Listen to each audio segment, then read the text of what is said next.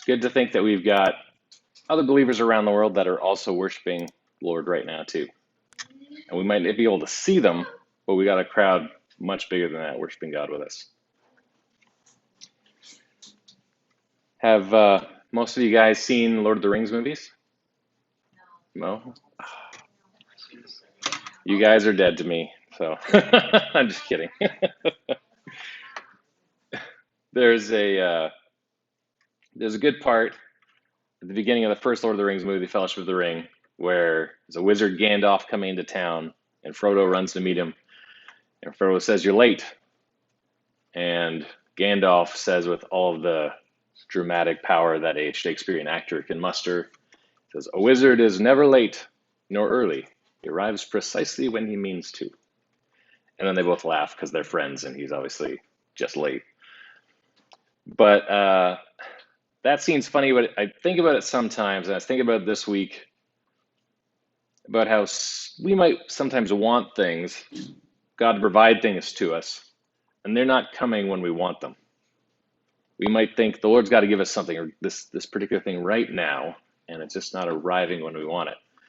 I think what Gandalf says there in humor, God could say more in seriousness, that his providence, God, he's never late, he's never early. God's timing is perfect. What he's giving us arrives precisely when it's supposed to. And our passage today is about God providing, and we see it multiple times in the passage. If you want to turn in your Bibles or Bible apps to 1 Kings chapter 17, we're going to go through that whole chapter as we go along through it today, or throughout the morning, so you can keep it open. And let me just recap a couple of things from last week. As we're going through the story of Elijah, it's going to go for a number of weeks. Some of the quick important stuff I'll go through real fast that we talked about last week. So this was all one nation of Israel. Those were the 12 tribes that made up the nation.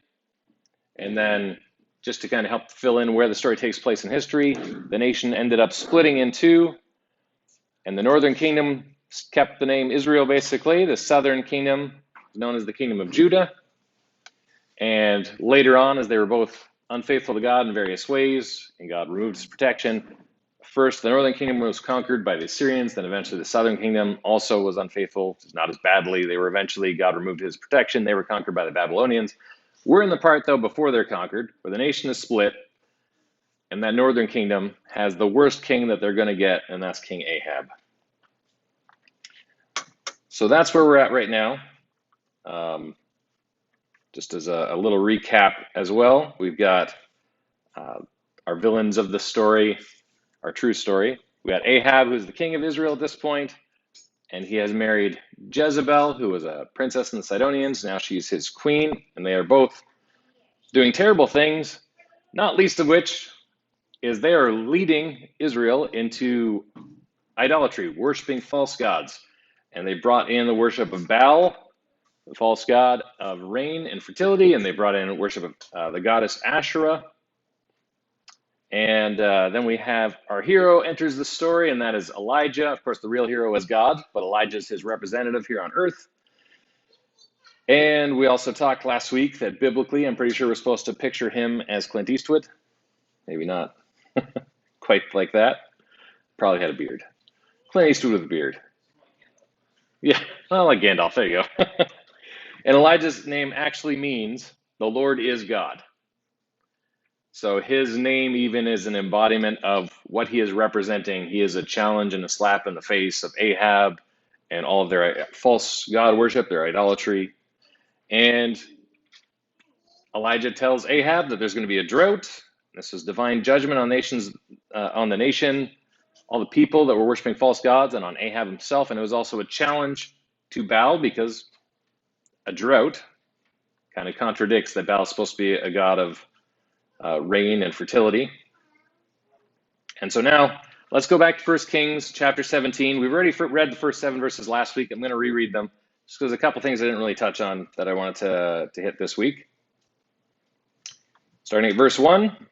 Now Elijah the Tishbite from Tishbe in Gilead said to Ahab, As the Lord, the God of Israel lives, whom I serve, there will be neither dew nor rain in the next few years except at my word. Then the word of the Lord came to Elijah. Leave here, turn eastward, and hide in the Kerith ravine east of the Jordan. You will drink from the brook, and I have directed the ravens to supply you with food there. So he did what the Lord had told him. He went to the Kerith ravine east of the Jordan and stayed there. The ravens brought him bread and meat in the morning, and bread and meat in the evening, and he drank from the brook. Sometime later, the brook dried up because there had been no rain in the land. So God provides for a servant in the wilderness. He tells him to go out basically in the middle of nowhere, but God provides for him there. And just like it is very similar to what God had done with Israel. After the Exodus, Israel wandered through the wilderness for years, and God miraculously provided for them as well. He's doing the same here with Elijah.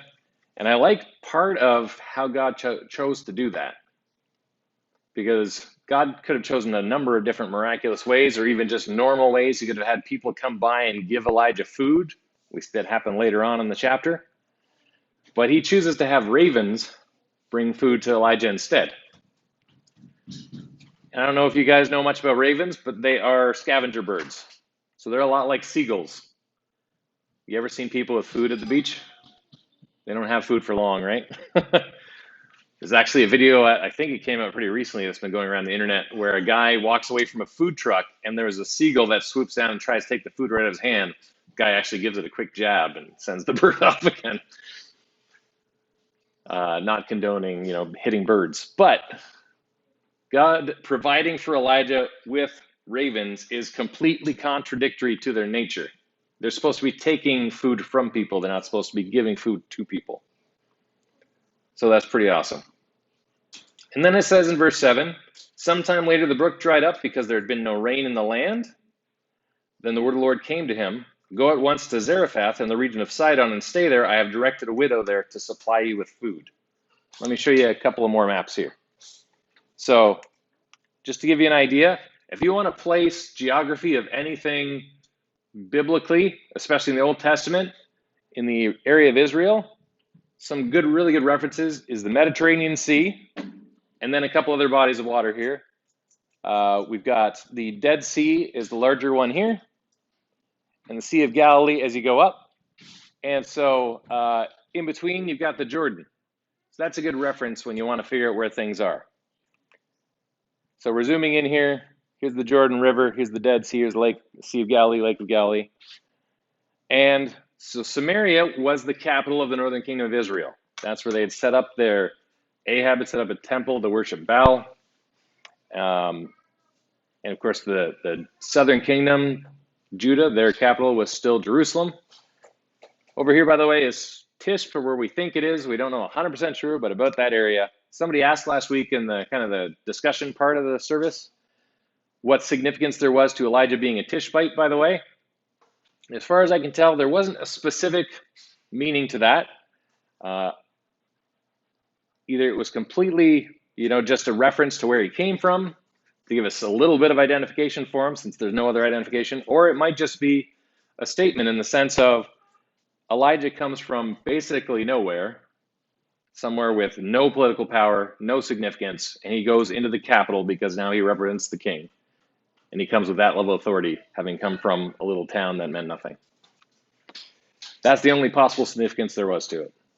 So that's where Elijah's from. He goes to Samaria. He lays down a challenge to Ahab by giving God's message that there would be a drought. He leaves and he goes to the brook Kerith. So he leaves kind of out of he's still within range of Ahab's control, but he moves away from it. And then God commands him to go over to Zarephath. So now he's traveling up and he goes over the Sea of Galilee. He goes to Zarephath, and you'll notice it's on the coast as well. We're going to read in a bit that he gets water there without any particular challenge. That's why. But there's some significance to that as well, because he's going into the region of Sidon. And so in a sense, he's going into enemy territory. This is where Queen Jezebel was from, where her father was in power there. It's the heart of Baal worship. And I think we should take note here that repeatedly God tells Elijah to do something, Elijah acts in faith and goes out and does it. He's told to go and stand in front of a king and then issue essentially a challenge, a religious challenge to him, and he does that, even though that could easily cost him his life. He's told to go into the wilderness when he knows that there's a drought coming and where there's not going to be any food, and he goes and he does it. And now he's told to go into Sidon, and he goes and he does that. So verse 10, back in the passage there, says, so he went to Zarephath. When he came to the town gate, a widow was there gathering sticks. He called to her and asked, would you bring me a little water in a jar so I may have a drink? As she was going to get it, he called, and bring me, please, a piece of bread. As surely as the Lord your God lives, she replied, I don't have any bread, only a handful of flour in a jar and a little olive oil in a jug. I'm gathering a few sticks to take home and make a meal for myself and my son that we may eat it and die. So, a couple things of note there. One is, she said, as the Lord your God lives. So somehow she recognizes Elijah as an Israelite, and she knows who their real God is supposed to be. Given his name, I wouldn't be surprised. Yeah, that's true. Given by his name, that's right. And it may be that even though she's in a foreign land, she believes in the God that Elijah believes in. And she expects full well that she's going to make one last meal for her and her son, and they have so little food that that's going to be their last meal and they're going to die. So Elijah said to her, don't be afraid. Go home and do as you have said. But first, make a small loaf of bread for me from what you have and bring it to me, and then make something for yourself and your son. Does anybody else kind of think he comes across like a jerk there? I'm going to go make a last meal for my son and myself, and then we're going to go die. That's all right. First, bring me something. In the ESV and the King James Version actually make it sound worse. He says bring a loaf of bread would be more accurate translation, I think. But in the ESV and the King James Version, it says, first, bake me a cake and bring it to me. Not exactly, I think, what it's going for there. But I looked into it, and when you do read it in the Hebrew, again, not that the ancient languages are my specialty, but from what I was able to gather, it does not come across as rudely as it comes across in the English there. Also bear in mind that there was a huge responsibility in the ancient world, especially the ancient Middle Eastern world, for you to show people hospitality. They did not have hotels or motels or anything like that for you to go and stop in. So if you were traveling a long distance, you had to rely on the generosity of other people to provide for you.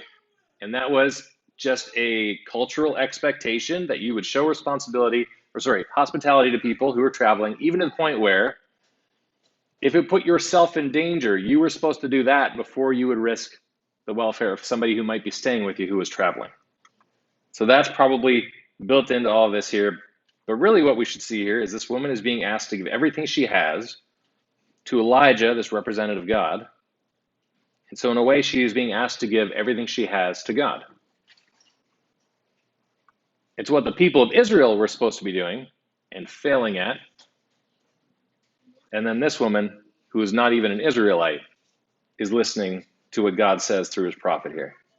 Verse 14, for this is what the Lord, the God of Israel says, the jar of flour will not be used up, and the jug of oil will not run dry until the day the Lord sends rain on the land. She went away and did as Elijah had told her. So there was food every day for Elijah and for the woman and her family, for the jar of flour was not used up, and the jug of oil did not run dry, in keeping with the word of the Lord spoken by Elijah. Anybody else remember another time when we see Jesus do a miracle similar to this? He actually did it twice. In the Gospels, we read that with loaves and fishes, he fed 5,000 people. And on a separate occasion, there's another time where he fed 4,000 people. And both times when they start off with just a little bit of bread and a little bit of fish, and they fed all these thousands of people, they recollected what was left over and they had more than they'd started with.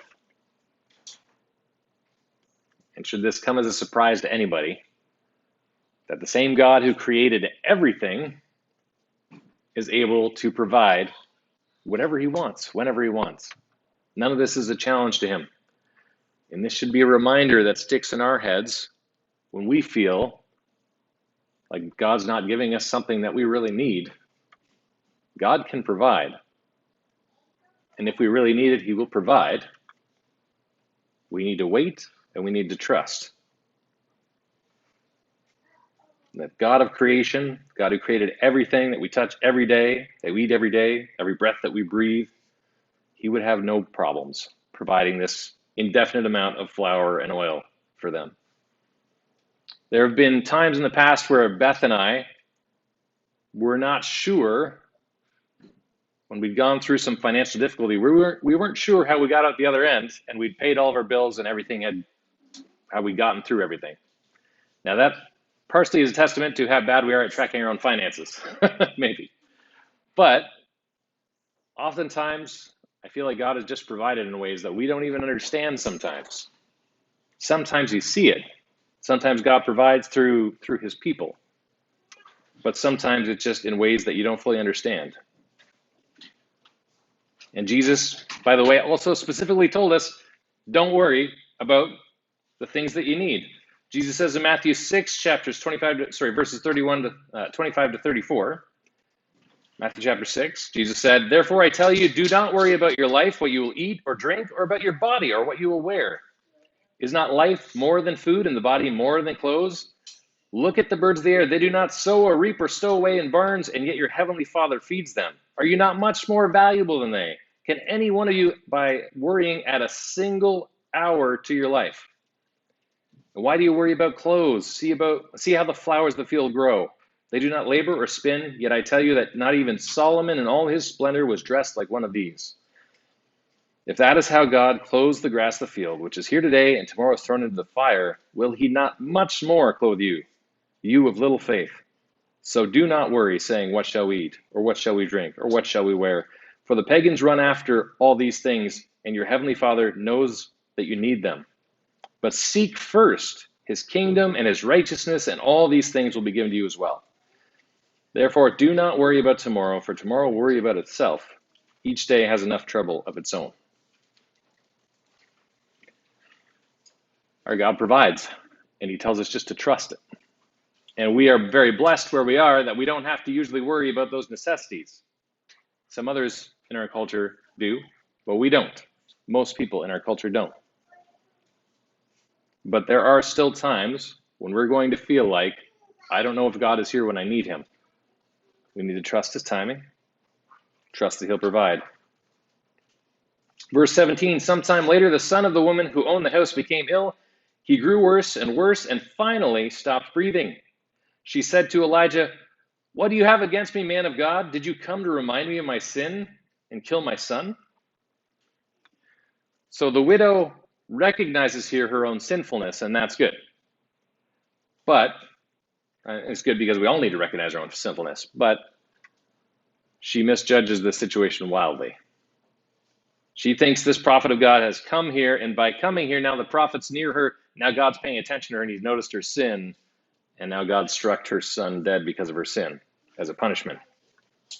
So this woman acted in faith in serving Elijah with the last of her food, but she's not an Israelite, and clearly she doesn't fully understand God's nature, that he's everywhere, that he knew about this sin her sin before he ever came there. And so in her anger and her mourning, she's just kind of lashing out at Elijah and God and blames them. So why did God allow her son to die after God had just provided miraculously for all of them to stay alive? We see an answer in Matthew chapter 9, verses 1 and 2. As he went along, it's talking about Jesus, he saw a man blind from birth. His disciples asked him, "Rabbi, who sinned, that this man or his parents, that he was born blind?" Jesus said, "Neither this man nor his parents have sinned, but this happened that the works of God may be displayed in him." So what we have here that's coming up, we're going to see, is an incredible miracle that would not have been possible if this boy had not died first. Sometimes God allows things to happen that seem terrible because he has a great plan for what's going to happen afterwards. We have to trust in that plan. It says in verse 19, back to our main passage, 1 Kings 17, verse 19, "Give me your son," Elijah replied. He took him from her arms, carried him to the upper room where he was staying, and laid him on his bed. Then he cried out to the Lord, Lord my God, have you brought tragedy even on this widow I am staying with, by causing her son to die? Then he stretched himself out on the boy 3 times and cried out to the Lord, Lord my God, let this boy's life return to him. The Lord heard Elijah's cry, and the boy's life returned to him, and he lived. Elijah picked up the child and carried him down from the room into the house. He gave him to his mother and said, Look, your son is alive. Then the woman said to Elijah, Now I know that you are a man of God, and that the word of the Lord from your mouth is the truth. This is the first recorded resurrection in the Bible. There's only a handful of people, I think, off the top of my head. I think there's 7 different people that the Lord chooses to do the miracle of resurrection through. And Elijah is one of those people. And again, this miracle could not have happened if that tragedy of the boy dying hadn't happened first. God could not have shown his power. God could not have shown how powerful he was through Elijah had that not happened. And again, should this be surprising to anybody, that the God who created all of us, that gave all of us life, that keeps us alive every single day, would be able to return life to this boy? And then the woman says, now she knows he's a man of God, and that what he says is true. And I wonder why the miracle of the unending flour and oil was not enough. But nonetheless, she sees the second one. Let me kind of wrap up here. I want to start my conclusion with this quote. It's from a book called Waiting on God. Because the results of God's sovereignty are delayed, waiting remains an act of faith. We believe results will occur one day. By waiting on God, we affirm our belief in his providence. We trust his timetable. We hope in heaven. Waiting on God is inseparably bound to our belief in the sovereignty of God to bring about the good he promises. Waiting is often the application of many other more abstract biblical qualities of character. Hope, for instance, requires waiting. Faith is about waiting. Patience and waiting are yoked together. Trust requires waiting. In fact, run down your mental list of the fruit of the Spirit and see if waiting doesn't play into every single one of them. So I read that quote because I think it's a good reminder and because it really touches on a lesson we learned from this passage. Acting and then waiting is part of faith. We often, I think, if you're like me, you think of faith is when you go and act in faith, or faith is simply believing something. But waiting, as that quote said, is inseparably tied to it. We act and then we wait for God to move. When the widow gave some of the absolute last that she had to feed Elijah, all she had was Elijah's word as a prophet of God that God would take care of her. She had to give the last that she had and then wait for that word to come true.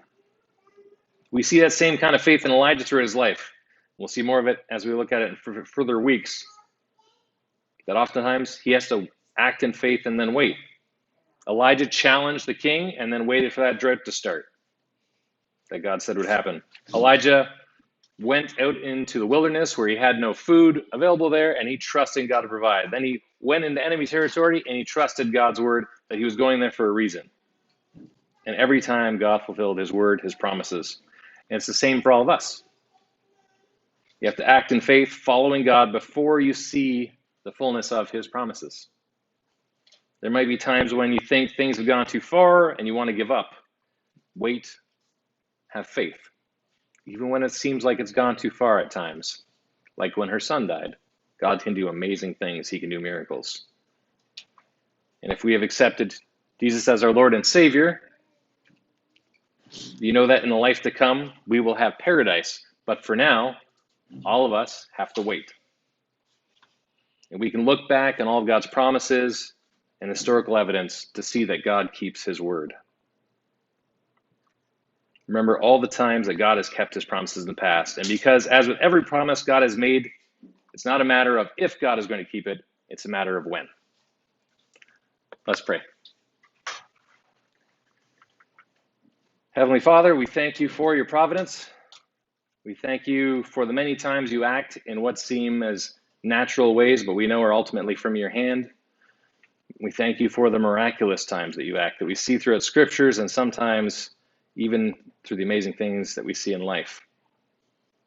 Lord, I pray you would help us every day to build that faith, that our faith would get stronger, that we'd become more Christ-like, Lord, that we would act in faith, and then that you would give us the patience and the trust, the faith to wait. Pray this in Jesus' holy name. Amen.